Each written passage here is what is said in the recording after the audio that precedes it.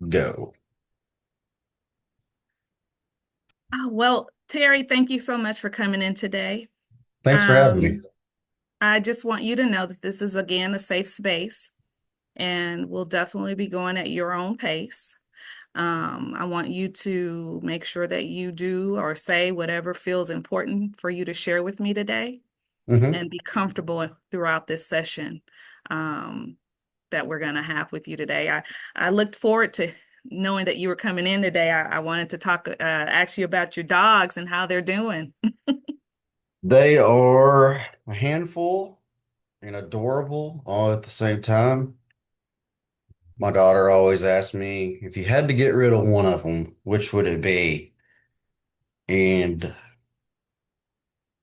it gets harder to answer the question because I'm like, they grow on me a little bit each day, Mhm. unless they start barking in the background during our session, then I'll give them all away. But that's just temporarily. Then I'll want them right back to snuggle them at night. Definitely understand. I bet they're very comforting to you at times, so I can understand that. So tell me, what is it that you'd like to share with me this during this session? No, there's been a lot of things coming up recently.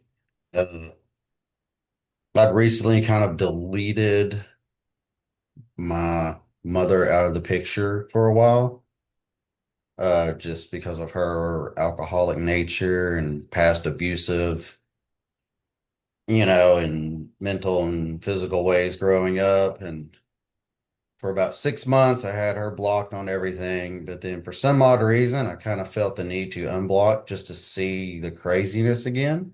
Mhm. I'm not sure if that's a healthy thing to do. What makes you feel that it may not be a healthy thing to do? I'm thinking it's starting to add more stress, uh, just by, I mean, I know social media is like silly for the most part, but to see some of the negative things she puts up there talking about, to openly say in front of everybody that your three kids were the worst decision ever, and to try to claim that we're all rape babies. Is just a little far-fetched for me. And I know deep down it's her addiction, but there's still that anger that goes with it. And I Mhm. could delete it out, but then I know it's still happening in the background. Mhm. And I kind of want to know what's happening in the background. And I think my addictive nature craves a little bit of chaos. And I'm not sure where to start or stop with that kind of behavior. So if a younger you were here, what might they say?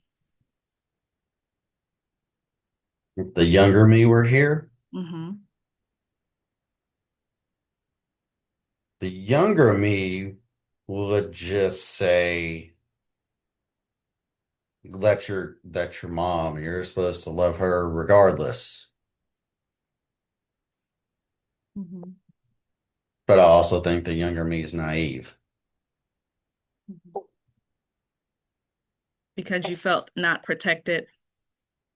No, very, very seldom was it nurturing. Mhm. It was, for example, breaking my thumb in little league practice, the coach giving me a ride home where my thumb is almost the size of a baseball itself. And in order to go to the ER, I had to sit there and wait on her to do her makeup for an hour to take me a block to the ER. Mhm. So that's one of my early things where I kind of knew I wasn't a priority. And that's okay for you to feel that way, that you felt that hurt on the inside, and understanding those emotions are your truths, and it's okay for you to have those thoughts and those feelings in this time. Um, when that thought comes to your mind, I wasn't protected, comes up. How about you possibly try adding, I'm safe now and I can protect myself? What do you think about reframing it in that form? I think I've kind of been trying to do that, Hmm. uh, where I let everything get way out of control in addiction and lose everything. And now that I'm blessed enough to where things really did come back in abundance, Hmm. and I am in, you know, I have an amazing wife, I have the beautiful house, I have the new vehicles, my relationship's good again with my daughter, and there's slowly getting out of that space where it's okay, all this could disappear Hmm. because people are going to leave. It's slowly going away, Hmm. but I wonder if it'll ever go away. Because I know deep down, hey, I am good right now. I am content and happy, and everything I wanted and prayed for came true and Right. still coming true. Hmm. But And that so when thought in the you, back of the head still, but what if, you know? right. And so those are some powerful moments that you are bringing up now for yourself. Those are some very important, positive things that you have going on in your life right now today. And that strength and those awesome things that you have in your family, the relationships, those are all great things that you have to account for yourself for today. And so they can step into the positive side of things for you, and you can kind of hold on to those things that are great and that are going on that are positive.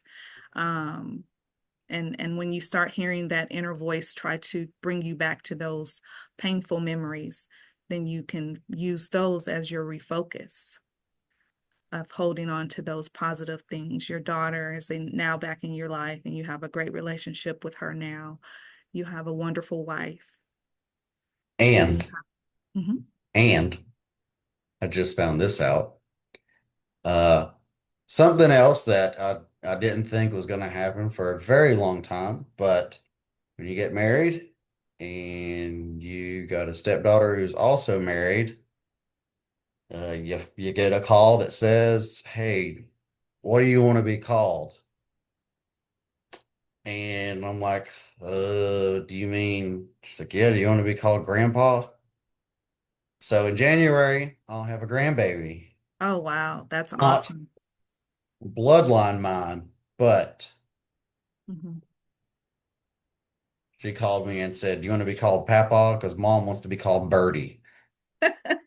And I'm like, I asked my wife, I'm like, why the hell do you want to be called Birdie? And she's like, because it's cute and unique. And I'm like, okay, okay. And she's like, you should find something that goes with Birdie. And I'm like an animal? And I started looking stuff up, and I forgot what it reminded me. I don't even know if this is off topic or not. But it reminded me of the excitement when it came down to picking out a baby name for my daughter, was picking out a grandparent name for myself. Mm. So this whole looking through like, oh, what are modern things to be called for grandpa? Mhm. And I was like, or do I want to be old school like a Kentucky hillbilly and just be Papa? Those are great, And powerful memories to hold on to, especially when you're channeling those painful memories from your childhood and trying to overcome those adversities. That hurt runs deep, and reliving those things can be very traumatizing. But you again have those positive regards that you have in your life going on today to kind of refocus your thoughts and channel those negative thoughts into something more positive when you're going through those emotions. Um, so when the thought comes up, I wasn't protected, what would it be like to also remind yourself, again, like I said before, I am safe now and I can protect myself, but then I also have a different life that I'm leading today. it would definitely be helpful Mhm. for me. One of the things where it's kind of like I know the right thing to do and I Mhm. know the right way to think. Uh, I think the whole what if I do end up successful gets a little scary because I think that's someplace I've never been. I've been to the bottom and I survived it, Mhm. but then you kind of get a little nervous when things really start going well. But then again, that is just going back to reminding myself that I have started incorporating faith in a relationship with God and just being like, hey man, I mean, I've went a little hungry before, but I've never starved. Like I've been pushed to a limit and tested, but then he handled everything for me. So in my head, I'm like, why would he quit now? So if I know God's not going to quit on me, why should I quit on believing that these positive things can still continue to keep rolling? It's just hard to imagine that, like, oh my gosh, is it possible to have this? Is it possible to like make these grades or have this job or be viewed in a society as like a good person? Absolutely. And it gets scary, but it's also something really exciting to look forward to. So I mean, constantly reminding myself of like, I guess self-worth Mhm. uh is playing a big role. And I think being more open and talking with my wife about my feelings, which I don't like to do at all, uh, is something I've started doing a little bit. But I got to remind myself that she will also respond to things in a nature that I do, where and she wants to fix it like I do, Mhm. but I don't need it fixed. I just need it vented out. And Mhm. then maybe tomorrow tell me how you'd fix it. But I mean, that's a process and it is helping me get through a lot of things in a healthy manner, I think. Let me ask you, Terry, when you think about those times, what do you notice happening in your body at that moment? The the past times or current times? Either one. Uh Past times, I'll get frustrated. Mhm. Uh I think I get anxious no matter what. I'm anxious with painters being in my house right now. But um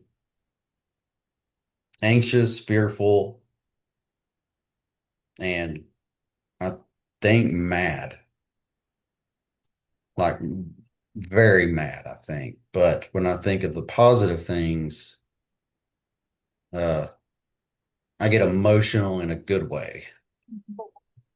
because then I'll start being like, you know, I feel like a walking miracle sometimes and start to dive back into you don't deserve it, but then have to sit there and just keep building one positive thing on top of another. And uh, as to try and not let everything get too positive and develop an ego about anything or an ungrateful nature, I guess. Would you like to try something with me? Sure. If you would please place your hand gently on your chest, like such, and take a few slow breaths through your nose and hold for a second and breathe out slowly. And let's do that a couple of times.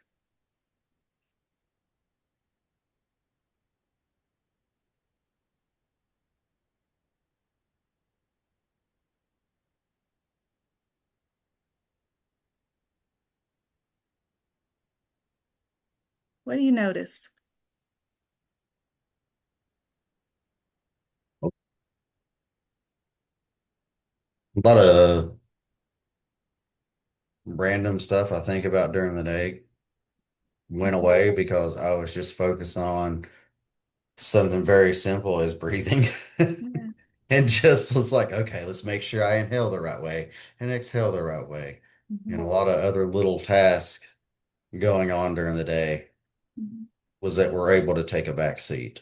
Yeah, you gave your body space to release a lot of those little tensions that, you have built up inside, and that shows a lot of great strength.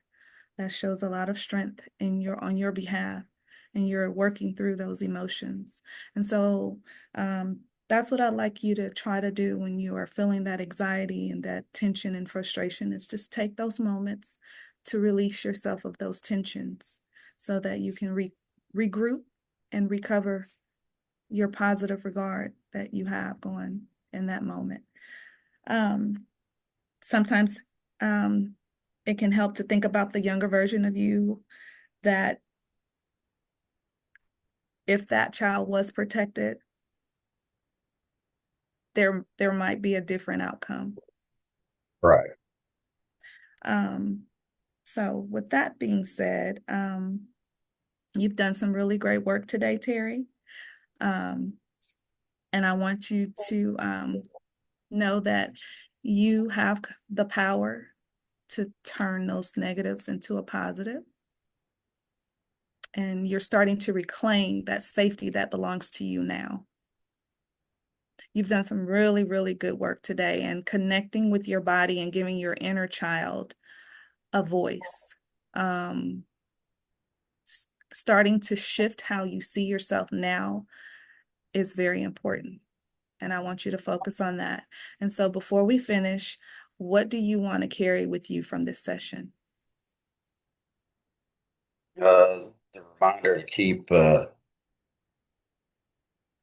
necessarily forget the past, but focus more on the present and the positive things I want for the future. Right. Okay, that's a beautiful truth to hold on to.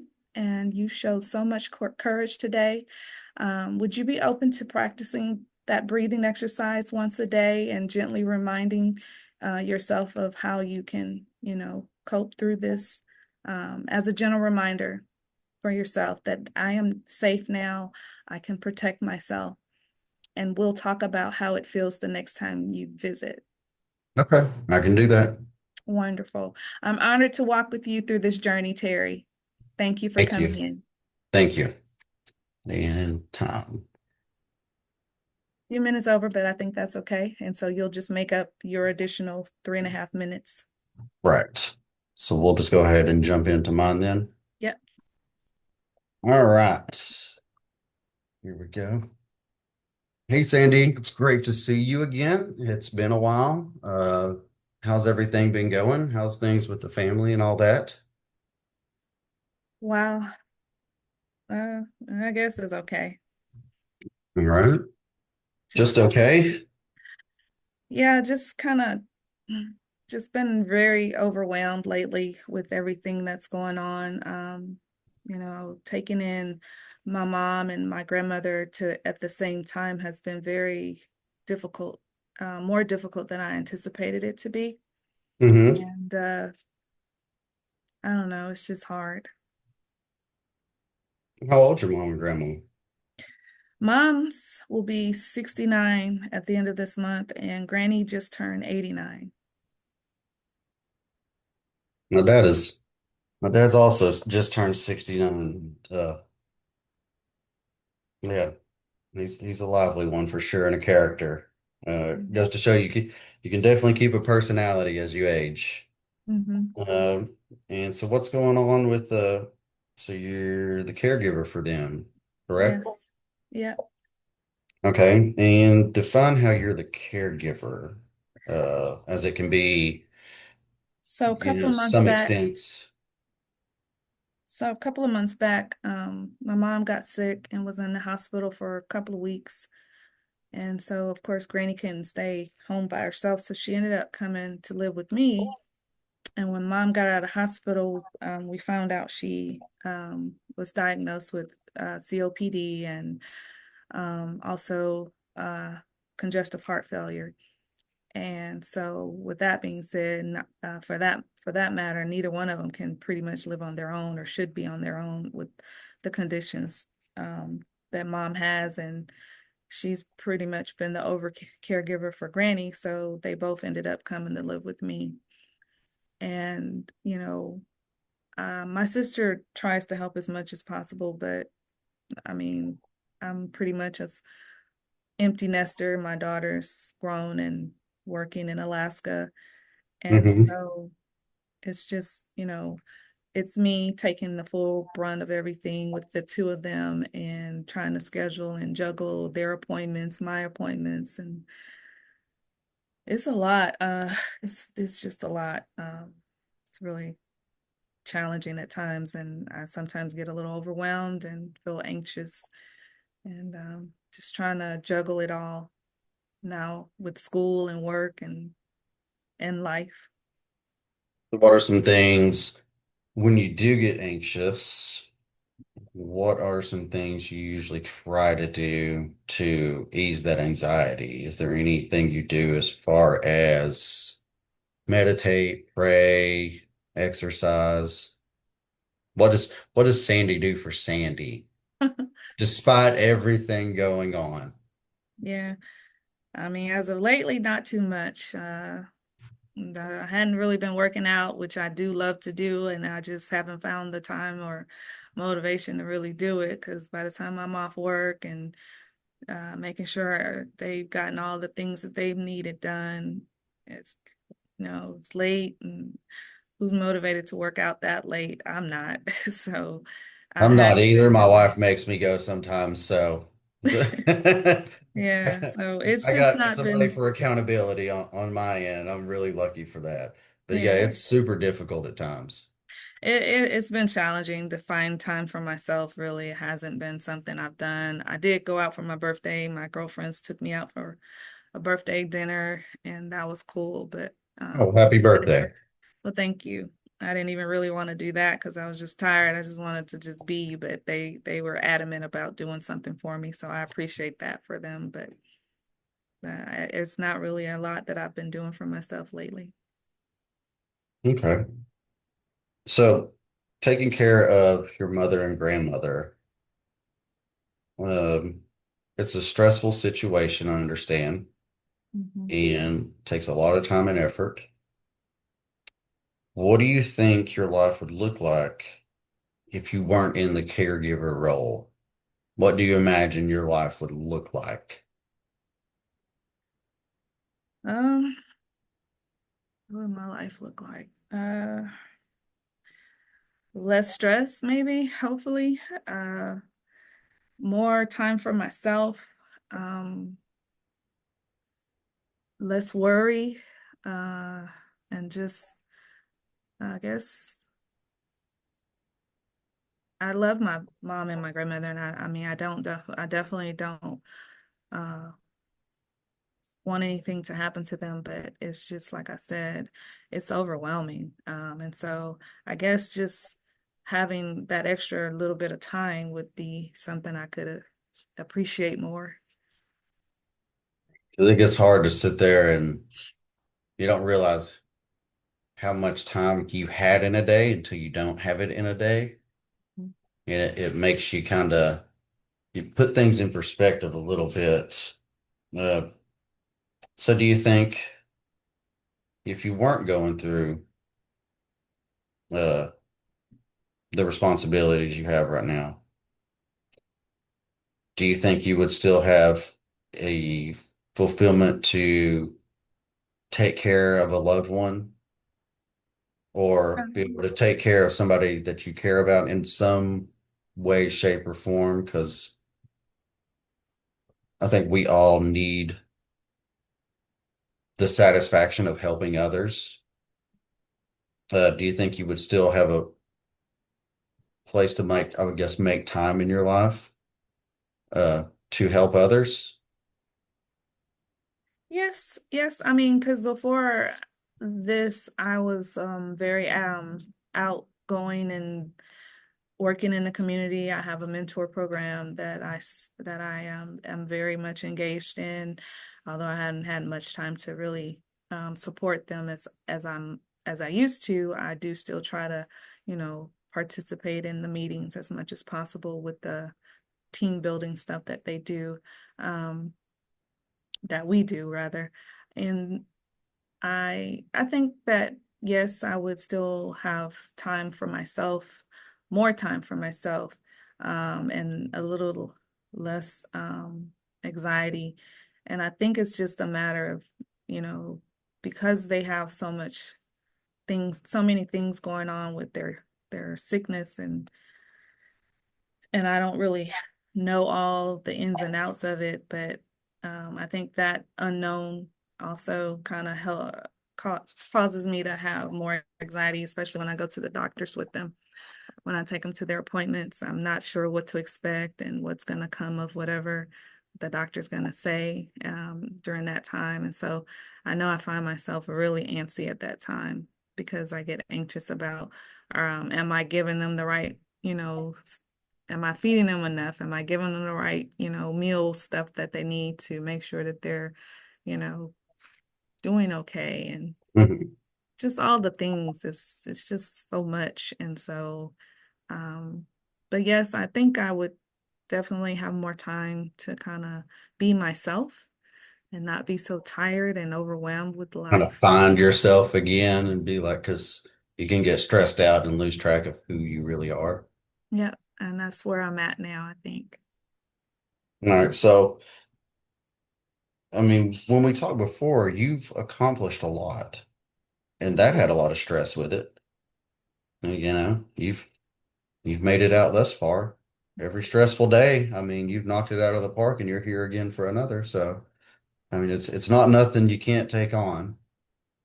And I Yeah. feel with me, it's, you know, there's God's not going to throw nothing at you that you can't handle. You may be Mhm. on thin ice, but it's not going to break, even though Right. you're scared it will. 'Cause I mean, all the degrees you've accomplished, starting a nonprofit. Mhm. I mean, maintaining, traveling with your family, doing things with them, your daughter living far away, and maintaining that relationship. Mhm. It's a lot to juggle, but I mean, Yeah. if you look at the positive aspect of that, I mean, you're kind of crushing it, Thank you. and you're doing an awesome job. So you can also do an Absolutely. awesome job at this, and I'm the day trying. by day of it is all you can really do. Yeah, I'm trying. I'm definitely trying to maintain. I think it just, it can sometimes just be a lot. It gets a little overwhelming. And so I do appreciate that I have all of those things accomplished and that I have been able to achieve a lot of those things and still kind of have, the opportunity to still be a part of those things because I thrive in those type of things. Um, I love helping people. I do. And so Hmm. I definitely, I don't have a problem helping my family and being, of course, supportive of my mom, especially, her and my grandmother. I love them dearly. But it's just like I said, I didn't know that it would just be so overwhelming with everything they have going on. And so I guess with that, it's just been a lot. Kind of when you were a GM at the assisted living, Mhm. now you got to throw the personal, emotional aspect Yeah. on top of the managing Yeah. of their living. Yeah. But the thing is, you're very much qualified to, Mhm. and you're qualified to treat them well. And you have the education for it, Mhm. and they're getting the best care possible and from the most loving person. Mhm. So with that, I mean, you're in a good place, as stressful as it can be. You're in a good place to take care of the people that you love. And I encourage you to just, despite everything, be remember to be thankful for each day, because we're not going to